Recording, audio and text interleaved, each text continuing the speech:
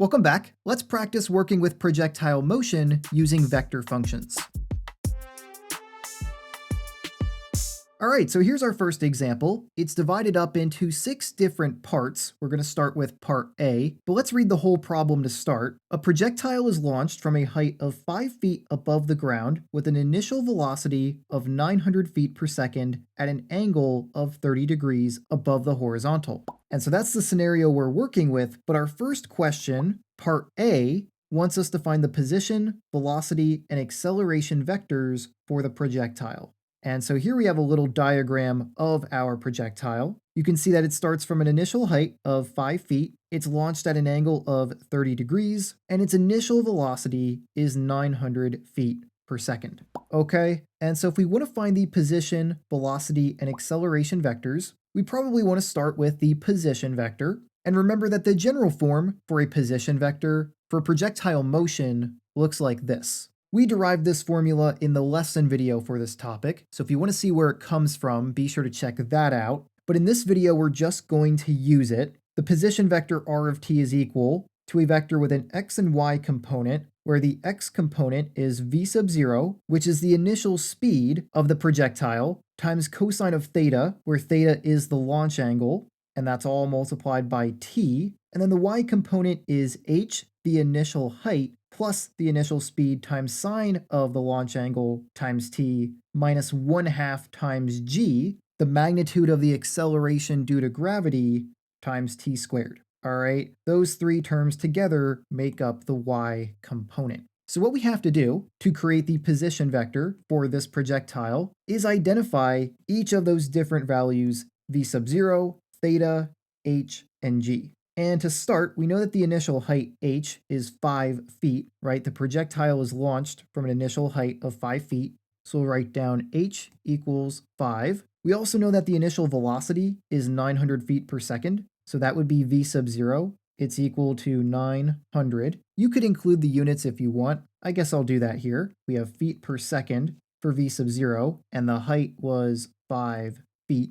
And then the launch angle of theta is 30 degrees, right? 30 degrees above the horizontal would be our launch angle. So theta equals 30 degrees, or what we probably want to work with is that angle in terms of radians. And so if you're familiar with your special angles, you might remember that 30 degrees is equivalent to pi divided by 6 radians. And if you didn't remember that and you need to convert an angle in degrees to an angle in radians, just remember that you can take that angle in degrees and multiply it by pi divided by 180. Okay, you have pi radians divided by 180 degrees. The result of that will give you your angle in radians. Okay, but anyway, we have the launch angle of pi divided by 6 radians. And the last thing we need to know is g, which is not given to us in this problem, but the value of g is always the same. When you're working with imperial units or US units, like we are here, where we have feet, the value of g is 32 feet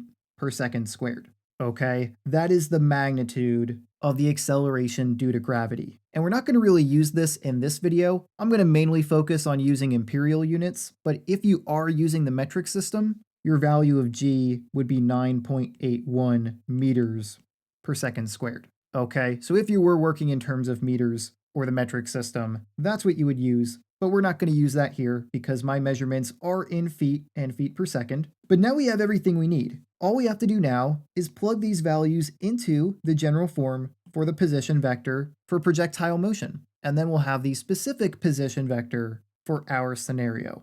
All right, so here's what we'll get. Vector r of t, the position vector, will be equal to v sub 0 times cosine of theta. So we'll have 900 times cosine of pi divided by 6. So I'll write that in here. 900 times cosine of pi divided by 6. And don't forget that that is multiplied by t. So we're multiplying by t, and that is the x component. So we multiply by I.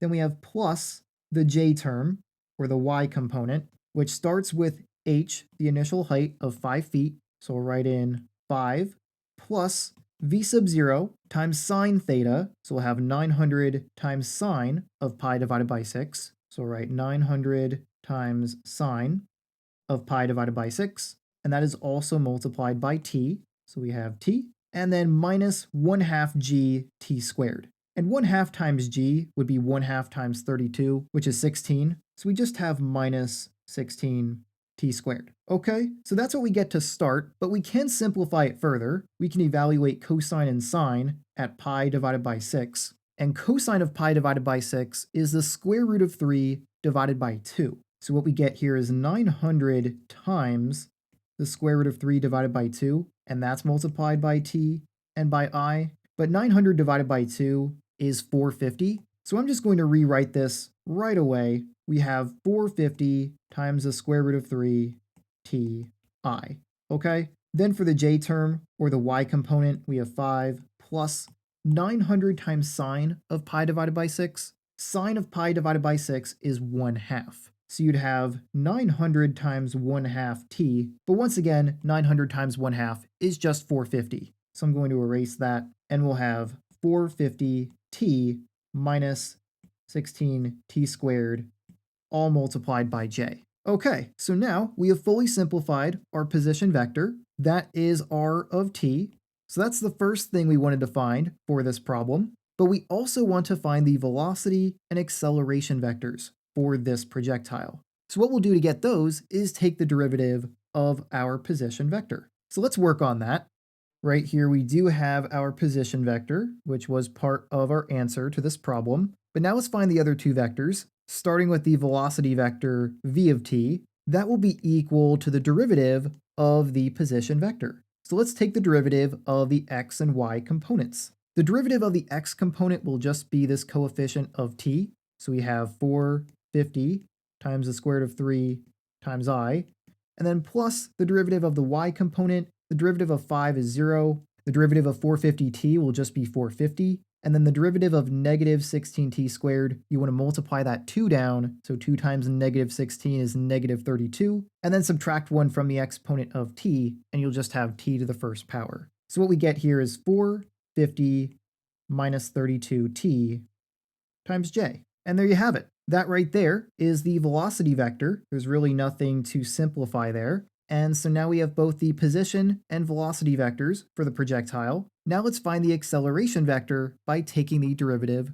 again. So we'll take the derivative of the velocity vector. That will give us the acceleration vector a of t. The derivative of the x component is just 0 because it's just a constant. So we don't need to write anything for the x component. It would just be 0. But the derivative of the y component, or the j term, 450 will become 0. And then negative 32t, the derivative is just negative 32.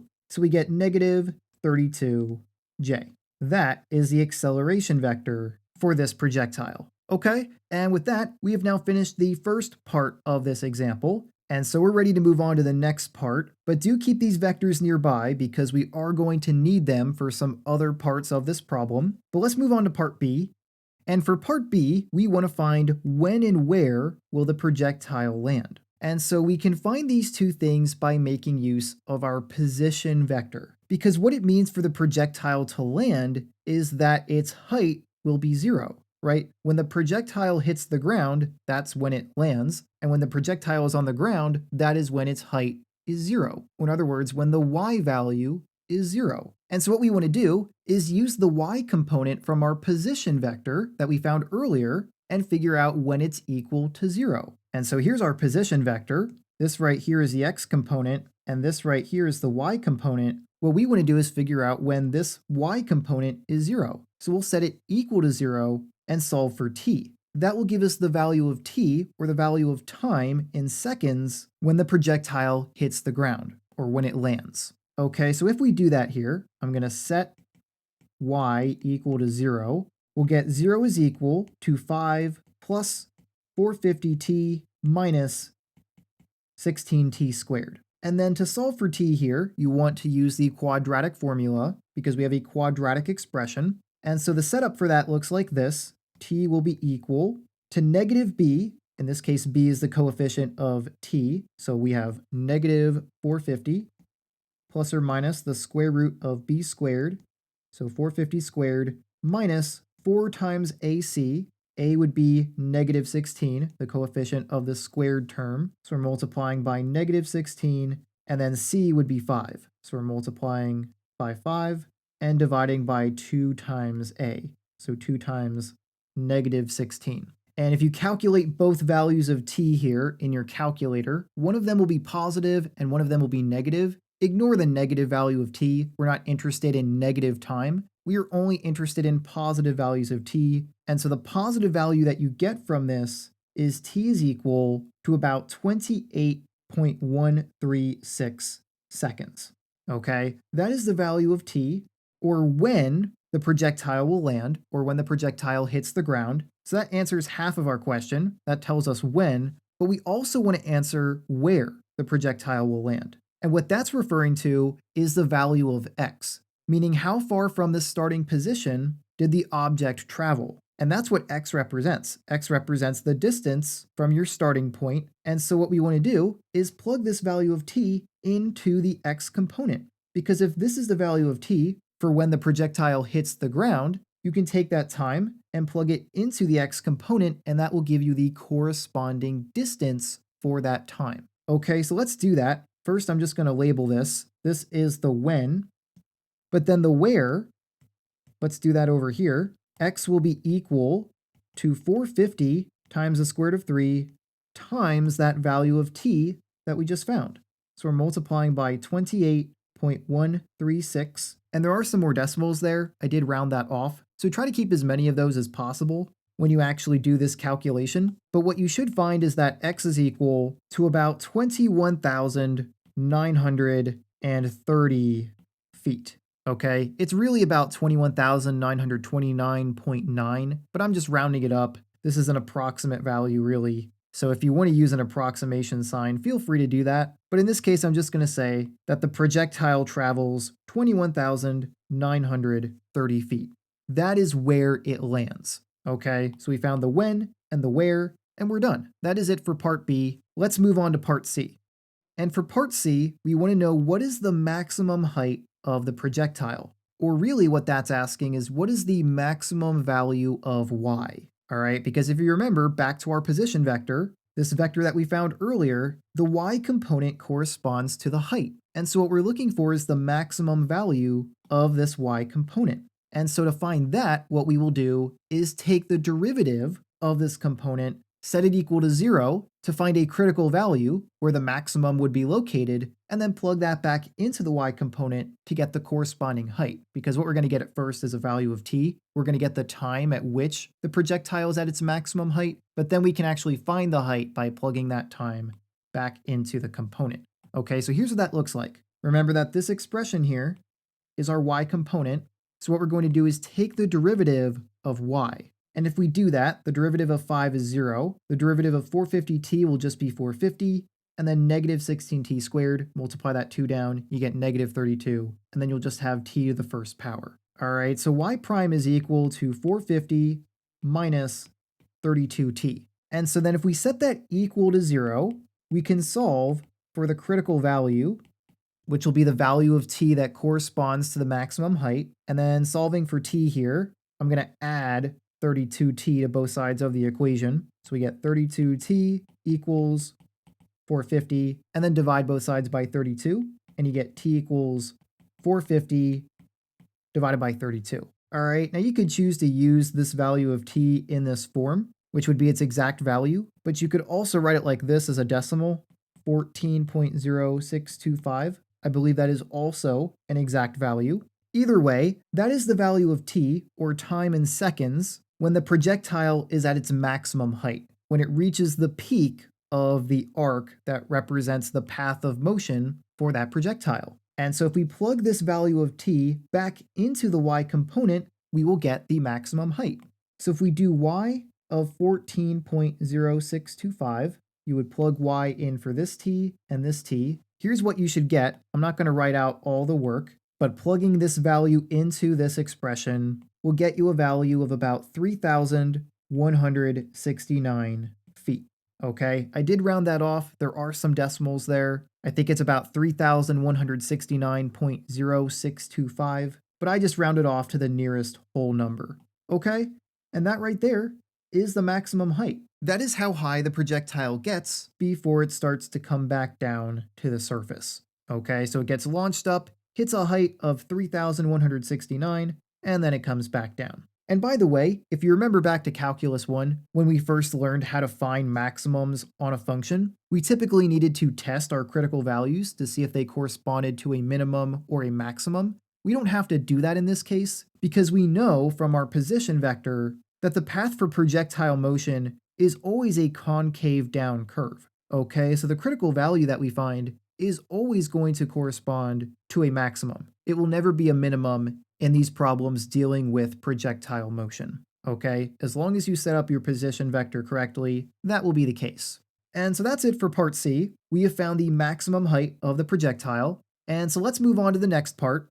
For part D, we want to know what is the speed of the projectile when it hits the ground. And so how do we find that? Well, what you have to pay attention to here is that word speed. When we're talking about speed, that is referring to the velocity vector, or at least the magnitude of the velocity vector. So if we're trying to find the speed of the projectile when it hits the ground, really what we want to find here is the magnitude of the velocity vector at the time when it hits the ground. And we already found the velocity vector in part A of this problem. It looks like this. And we also already found the time when the projectile hits the ground. We found that in part B of this problem. We found that the projectile hits the ground when t equals 28.136 seconds. So what we want to do here is evaluate the velocity vector at that time and then take the magnitude of that vector. That will give us the speed of the projectile when it hits the ground. All right, so v of 28.136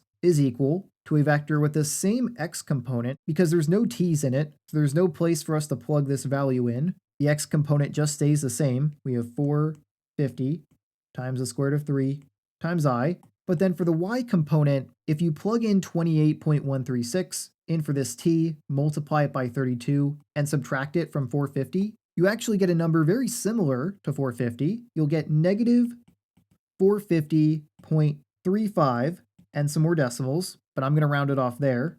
And that's the j term, or the y component. And then for the magnitude of that velocity vector, which would be the speed that we're looking for here, we'll take the magnitude of v of 28.136, and that will be equal to the square root of the sum of these two components squared. So you would take 450 square roots of 3 squared plus negative 450.35 and some more decimals squared. And if you put that into your calculator, what you'll get is a speed of approximately 900.18 feet per second.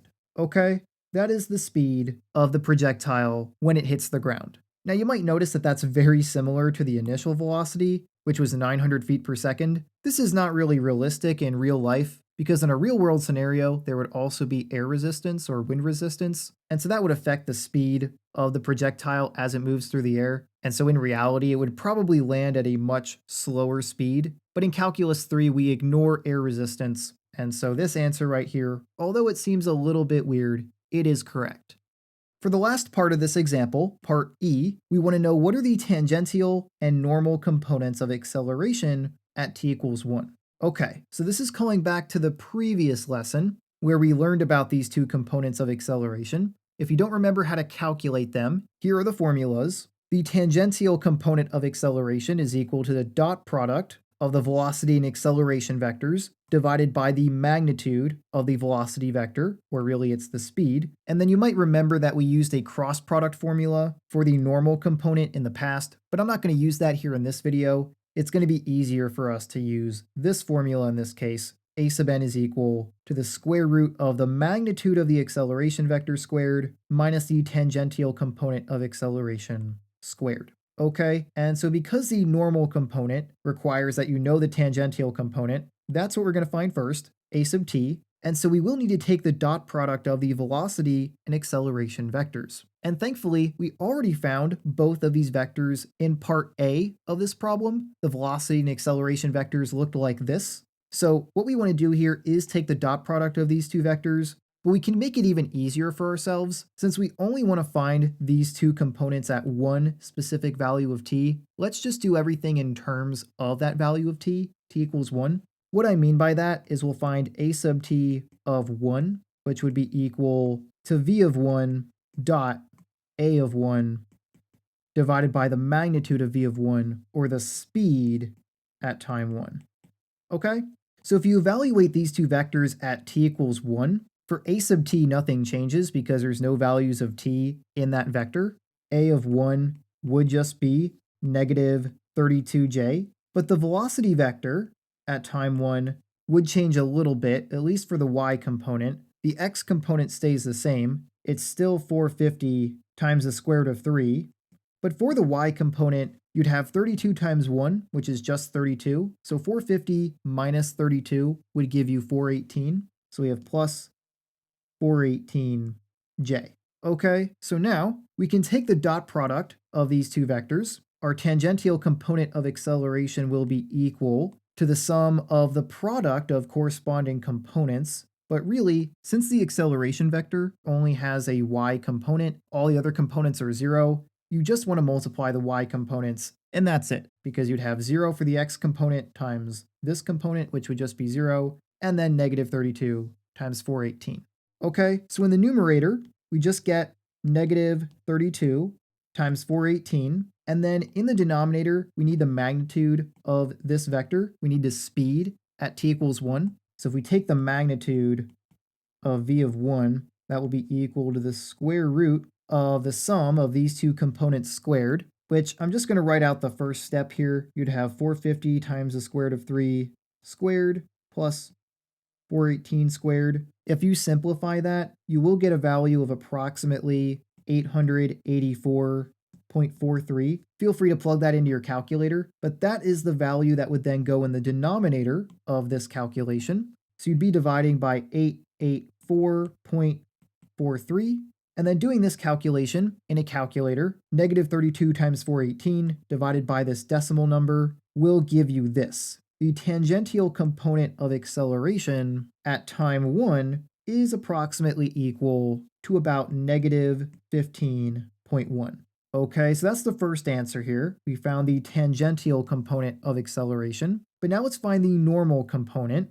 And to find the normal component of acceleration, a sub n, what we need to do is take the square root of the magnitude of the acceleration vector squared minus a sub t squared. And the magnitude of the acceleration vector would just be 32 because you would take the square root of the sum of the components squared, but there's only one component, it's negative 32, so you'd square negative 32, get a positive number, and then take the square root of it to get back to 32. All right, the magnitude of a of 1 is 32. So you'd have 32 squared minus a sub t squared, which we just found. It's about negative 15.1. So we have negative 15.1 squared. And by the way, when you're using these decimal numbers or approximate values in calculations, even though I'm not writing all the decimals here, be sure to include as many as possible in your actual calculations in the calculator. That way you get as accurate of a result as possible. Okay, but doing the math here,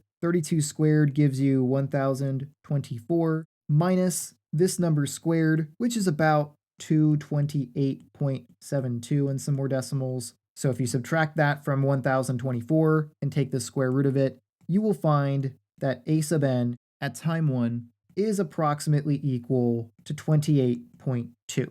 And again, that is rounded off a little bit. Let me just rewrite this up here. We are calculating a sub n of 1, the normal component of acceleration at time 1. We have now found both of those components. We have the tangential and normal components of acceleration for this projectile in motion at t equals 1. Okay, and so with that, that is it for part E, which was the last part of this example. And so let's move on to a different problem. Hey there, real quick, before we take a look at the next example, if you find my tutorial videos here at JK Math to be helpful, then I'd like to invite you to join my membership site, JK Math Plus, where you get access to many perks, including bonus content and my exclusive community. The bonus content includes dark mode versions of my videos, extra example problems, and more, while the community is a private space online where you can post questions, have discussions, and study together with me and other members. To learn how to join and see a full list of everything you get access to as a member, you can head over to jkmathematics.com/plus. I'll have a link for that in the description of this video. So if you are interested in becoming a member, feel free to check that out. It's a great way to support me and the tutorials I make, as well as a great way for you to learn math better. But for now, let's take a look at the next example. For our next example, we have a baseball player at second base throws a ball 90 feet to the player at first base. The ball is released at a point 5 feet above the ground with an initial velocity of 50 miles per hour and at an angle of 15 degrees above the horizontal. At what height does the player at first base catch the ball? Okay, so this is a single parter. There is no extra questions for this example. We have just one goal here, and that is to figure out the height at which the player at first base catches the ball. Okay, and for all of these projectile motion problems, you are going to want to set up the position vector. So I'm going to start with that. Before we try to figure out what we need to do to solve this problem, let's just get our position vector set up, because we are going to have to use it in some way. And so in case you need to reference it, here is the general form of the position vector. Let's identify all the different pieces for this particular problem. For one thing, we know that the initial velocity is 50 miles per hour. So that would be our v sub 0. Really, we would call that the initial speed, since it's not a vector, it's just a magnitude. But we have 50 miles per hour. And then the height, the initial height h, would be 5 feet, right? The baseball player at second base throws the ball to first base, and it's released at a point 5 feet above the ground. Okay, so that would be the initial height, h equals 5 feet.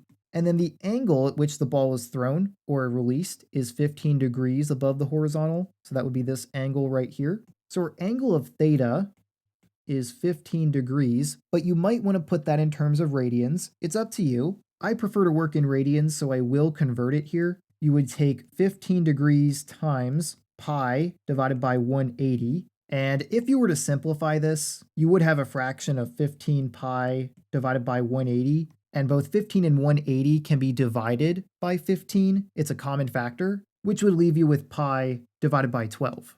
Okay, so that would be the corresponding angle in radians. You would get theta equals pi divided by 12 radians. And so there we go. We've identified everything that we've been given. One more thing that we do want to write down here is the value of g, the acceleration due to gravity, or the magnitude of that acceleration. We are working with imperial units here. We have feet and miles. So the right value of g to use would be 32 feet per second squared. But now something I want to point out here is that the initial velocity is using different units than everything else, right? We had 5 feet for the height and then 32 feet per second squared for the acceleration due to gravity. But then our initial velocity is 50 miles per hour. It's not in feet per second like we would expect it to be. So we want to convert it to that, okay? We can't just plug all these numbers into this position vector formula as they are. They all need to be in terms of the same units, okay? All three of these values, ignoring the angle because that's sort of on its own, but these other three values all need to be using the same units, meaning they all need to be in terms of either miles or feet and in terms of either hours or seconds. And in most cases, you want to work with everything in terms of feet and seconds. So I'm going to convert the speed, the initial speed, from being in terms of miles per hour to being in terms of feet per second. So let's make that conversion here. We're starting with 50 miles per 1 hour, right?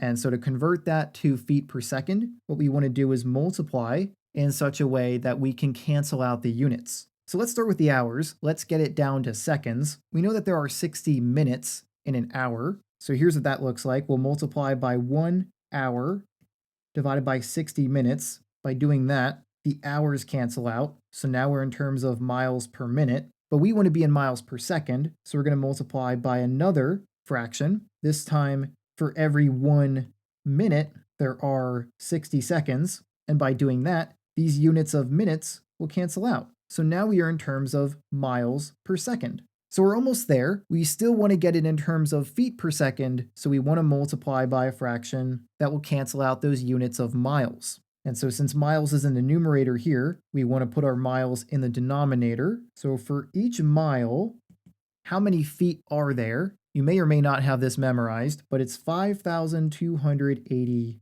feet. Okay, so now those units of miles will cancel out, and what we're left with is feet and seconds. Now we just have to multiply everything out, and we will have the proper rate for the initial velocity in terms of feet and seconds. Okay, so 50 times 1 times 1 times 5,280, all divided by 1 times 60 times 60 times 1. If you do that in a calculator, you will get that v sub 0 is equal to 220 divided by 3 feet per second. Okay, and that is approximately equal to 73.3 repeating, but we don't need to use that here. I'm going to choose to work with the initial velocity as a fraction. Okay, so there you have it. Now we can put everything into our position vector. We will have r of t is equal to the initial velocity times cosine of the angle. So we have 220 divided by 3 times cosine of pi divided by 12, and that's all multiplied by t and I. Then we have plus the j term, or the y component, where you have the initial height h plus v sub 0 times sine of theta t minus 1/2 gt squared. H is 5, so we'll have 5 plus the initial velocity, 220 divided by 3, times sine of pi divided by 12.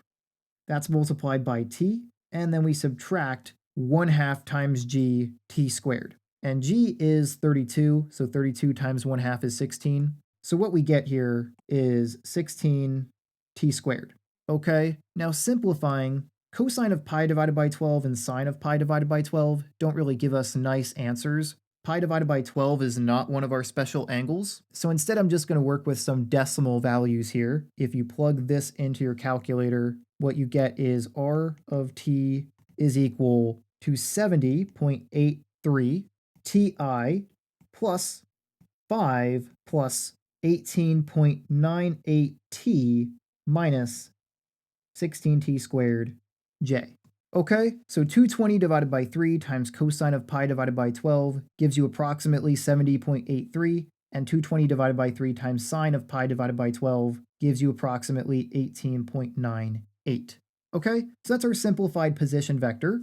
And so now we're ready to actually work on solving this problem, which is to determine what height does the player at first base catch the ball. Okay, and so our hint at what we need to do to find that is probably based on the distance between the two players, right? We're told that they are 90 feet apart. So how can we use that to our advantage? Well, maybe what we need to do here is determine what height would correspond to a distance of 90 feet for our position vector. What we can do is set our x component, which would be this component right here, that's the x component. We could set that equal to 90, and that will give us a value of t, or a value of time that corresponds to when the distance from the starting point is 90 feet. And then we can take that value of t and plug it into the y component, which corresponds to the height. And that will tell us the height of the ball at that time, which is the same time that the ball is a distance of 90 feet from where it started. So here's what that will look like. We'll set 90 equal to 70.83 t and solve for t. If we do that, we need to divide both sides of the equation by 70.83. So you'll have t is equal to 90 divided by 70.83, which is about 1.271 seconds. All right, I did round that off to 3 decimal places, but make sure to use as many decimals as possible when you take this value and plug it into the y component. That's going to give you the corresponding height to this time when the ball is 90 feet from where it started. Okay, so plugging it into y, we will have y of 1.271, or approximately that value. Again, you want to use as accurate of a value as possible. Don't round off until your final answer, but that would be equal to 5 plus 18.98 times that value of t minus 16 times that value of t squared. Okay, I'm not going to write that out. What you want to do is put that into your calculator, and you should get this. The y value will be 3.286 feet above the ground. And we know it's above the ground because the height is positive, okay? And that should make sense. Hopefully the ball is not being thrown into the ground. That would not be a very good baseball throw. So it makes sense that it started at a height of 5 and was caught 90 feet away at a height of about 3.286, okay? And once again, I did round that off to 3 decimal places, but that is my final answer. That is the height of the ball when it is caught by the first baseman, okay? And so with that, that is it for this example. Let's take a look at one more for this video. Alright, so here's our last example. We have a bomber is flying at an altitude of 30,000 feet at a speed of 540 miles per hour. And the first thing we want to find is when should the bomb be released for it to hit the target. And we want to give our answer in terms of the angle of depression from the plane to the target. And then we also want to know what is the speed of the bomb at the time of impact. Okay, so we'll do one thing at a time, but something to note about this problem is that it is a little bit different than our first two examples. We're still working with projectile motion here. It's just that the way that the object in question is being projected is a little bit different, right? The object, in this case a bomb from a bomber, is not being launched upwards and then coming back down. It's being dropped from another object that is already in motion. And as a result of that, it does create a path of motion that is very much like our other problems for projectile motion. It's just that in this case, the object is starting at its maximum height and it's going to descend until it hits the ground. Okay, so the scenario here is a little bit different than what we've done so far, but the same ideas apply. We're still going to use that same position vector for projectile motion. We're still going to want to set this up to help us solve the different parts of this problem. And so before we try to answer anything here, let's see if we can identify the different values that we need for this vector. And the first thing I see here is that the initial height h will be 30,000 feet, right? That is how high in the air the bomber is flying. So when it drops a bomb, it will start from that height of 30,000 feet. So that's h. I'll write that down. H is equal to 30,000 feet. And then something else to notice is that the bomber is moving at a speed of 540 miles per hour. Now you have to be careful here because you might be tempted to say, well, okay, that is v sub 0. That's going to be the initial velocity or the initial speed of the projectile or the bomb. But that's not exactly true, at least not in the same way that we've done it for the other two problems. In our other two problems, when our projectiles were being launched, the initial velocity vector was pointed something like this, right? In our first example, our object had a path of motion like this, so its initial velocity would have been represented by a vector similar to this. And the same thing with our baseball example, the baseball would have been thrown upwards to start, and so its initial velocity vector would also look something like this, a vector that has both an x and a y component. But if you look at our diagram here, or if you think about how the bomber would be flying, it's flying at a speed of 540 miles per hour in one direction.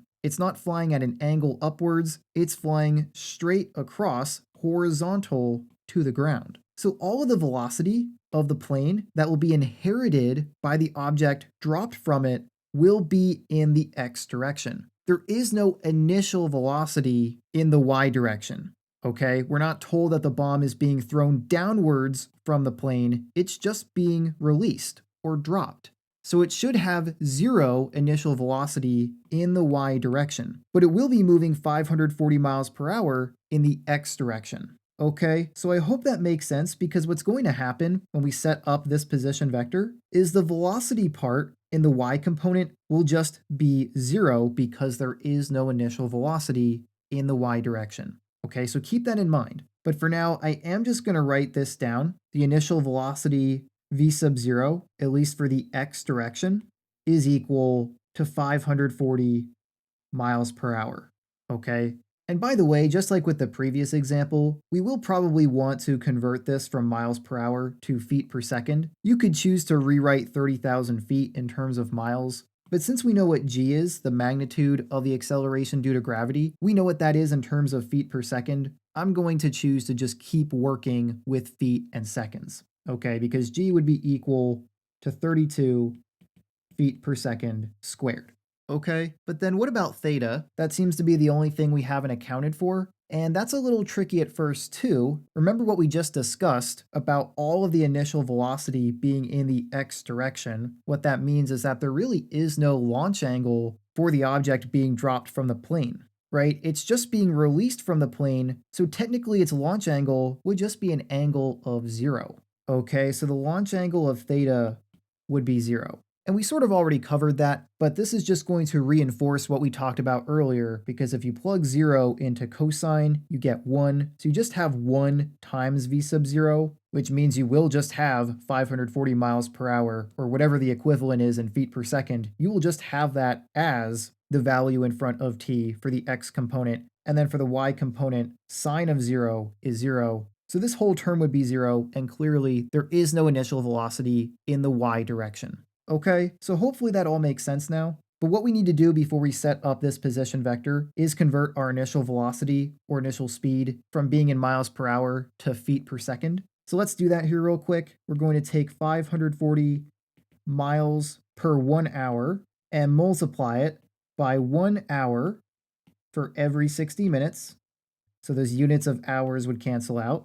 Then we multiply by 1 minute for every 60 seconds. And so now those units of minutes would cancel out. But then we want to get this from being in terms of miles to be in terms of feet. So we're going to multiply by 5,280 feet divided by 1 mile. I know to put the miles in the denominator and the feet in the top so that the miles units cancel out. Okay, so cross those out.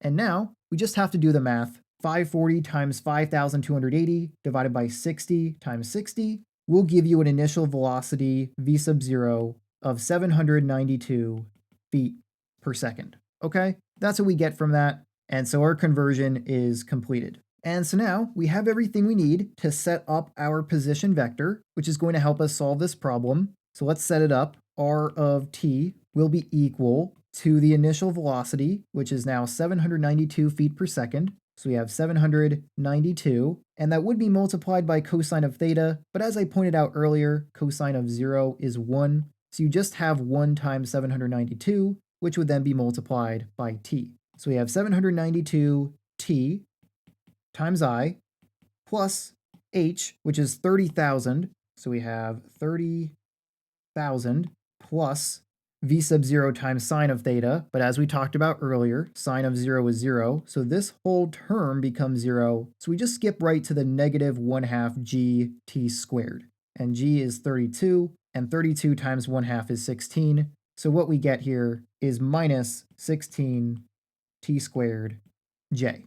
Alright, so we get a pretty nice position vector to work with here. Now let's put it to use. Let's solve the problem here. We want to start by determining when the bomb should be released for it to hit the target. And that seems a little arbitrary at first because we don't really know where the target is, right? We don't know how far away this is from where the initial position is of where the bomb is being dropped. But remember, it does say to give our answer in terms of the angle of depression from the plane to the target. And so what does that mean? Well, what the angle of depression is the angle measured from the bottom of the plane to a diagonal line that you would draw from the bottom of the plane to the target the plane wants to hit. Alright, so if you imagine drawing a straight line from the plane to the target, and then you draw a horizontal line from the bottom of the plane, this angle right here, between that horizontal and that diagonal line, that would be the angle of depression. And I'm just going to label that with an angle of alpha. Okay, so that's what the problem's referring to when it talks about the angle of depression from the plane to the target.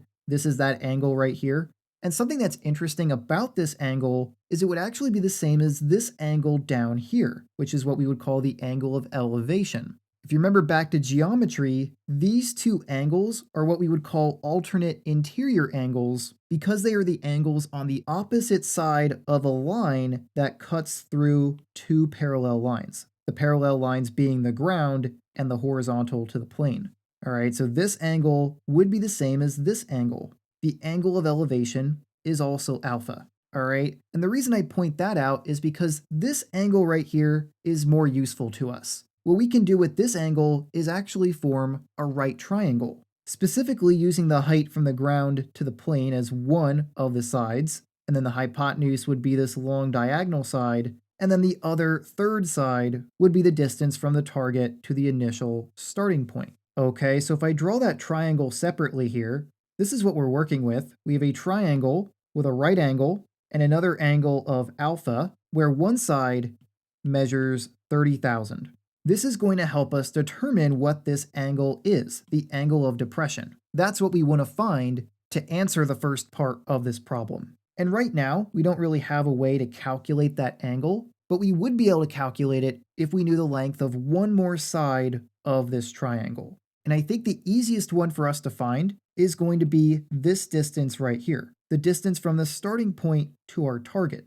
We should be able to find that using our position vector. Because if we want the bomb to hit the target, well, that means that its height should be y equals 0 when it hits the target, right? So if we can figure out at what time t the y component of the position vector is 0, that will tell us when the bomb hits the ground. And based on that value of t, we can plug that into our x component and get the corresponding distance to the target. All right, so let's do that. Let's set our y component, which would be this right here, equal to 0, right? That's the y, this is the x.